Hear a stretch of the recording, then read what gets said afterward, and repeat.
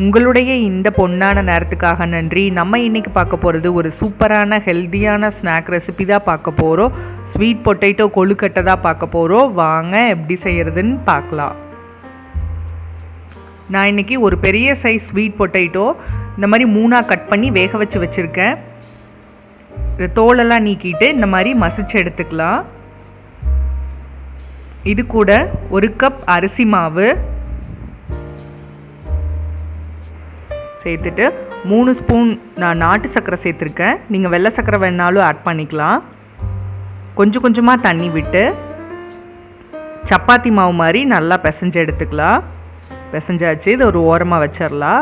பூரணம் ரெடி பண்ணுறக்கு 1 கப் வேக வச்ச கடலைப்பருப்பு எடுத்திருக்கேன். தண்ணியெல்லாம் வடிச்சிட்டு இது கூட 2 ஏலக்காய் சேர்த்திக்கலாம். அடுத்து 1/2 கப் சர்க்கரை சேர்த்து இது எல்லாத்தையும் ஒரு மிக்ஸி ஜாருக்கு மாற்றிட்டு தண்ணியெல்லாம் விடாமல் ஓரளவுக்கு நைஸாக அரைச்சி எடுத்துக்கலாம்.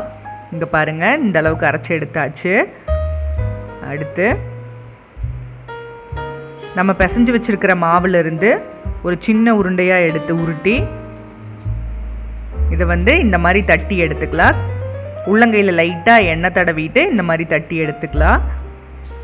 இதில் நம்ம அரைச்சி வச்சுருக்கிற கடலைப்பருப்பு 1 ஸ்பூன் எடுத்து இந்த மாதிரி ஃபுல்லாக கவர் பண்ணிடலாம். எல்லா மாவையும் இதே மாதிரி செஞ்சுக்கலாம். அடுத்து ஒரு இட்லி பாத்திரமோ இந்த மாதிரி பேனில் தண்ணி விட்டோ நம்ம நீராவியில் வேக வச்சு எடுத்துக்கலாம்.